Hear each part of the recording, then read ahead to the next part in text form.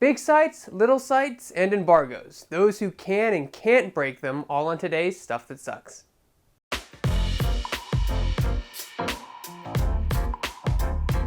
So by show of hands, how many of you know what embargoes are? By definition, an embargo is an official ban on trade or other commercial activity with a particular country.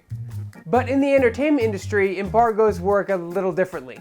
Instead of being all-out bans, they usually work as time-limited or date-limited things, meaning journalists can talk about the game, TV show, or movie until a certain time on a certain date.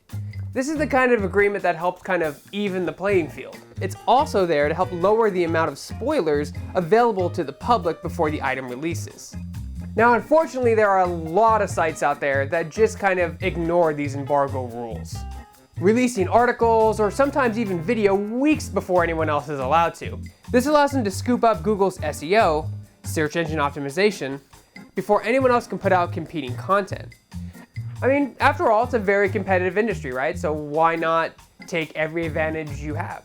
Well, breaking embargoes you agree to can lead to certain consequences. The worst consequence is your website will be blacklisted from all future correspondence and events with that particular developer. This means you could miss out on news reports, game previews, backstage events, and more. If you're a news site, breaking embargo can pretty much lead to professional career suicide. Now, while there is a system in place for people who do break embargoes, many larger, high-traffic websites often find themselves untouchable because the developers don't want to risk losing good coverage. This is a problem because it cuts other sites out of the loop and allows the larger sites, who aren't afraid of breaking those embargoes, to monopolize content on new games and other entertainment.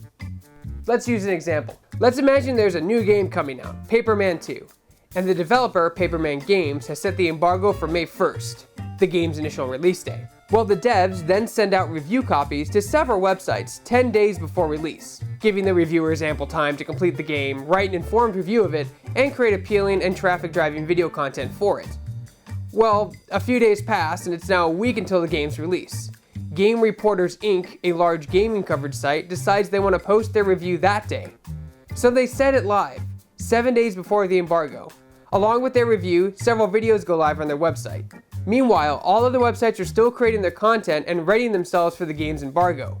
Paper Games Inc. sees the embargo-breaking content on the Game Reporter's website, but because the site is one of the highest traffic-driving gaming sites, they decide to let it pass, allowing the Game Reporters Inc. to monopolize on the content 7 days before anyone else realizes it. This hurts all other sites, both big and small, who respected the embargo. It's a major problem in this industry, and it sucks. Of course, sometimes the embargo isn't broken.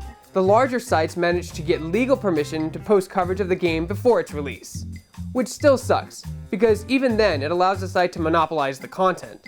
Breaking embargo is dumb, it sucks, and it shows a complete lack of respect for the developers who are trying to make quality content.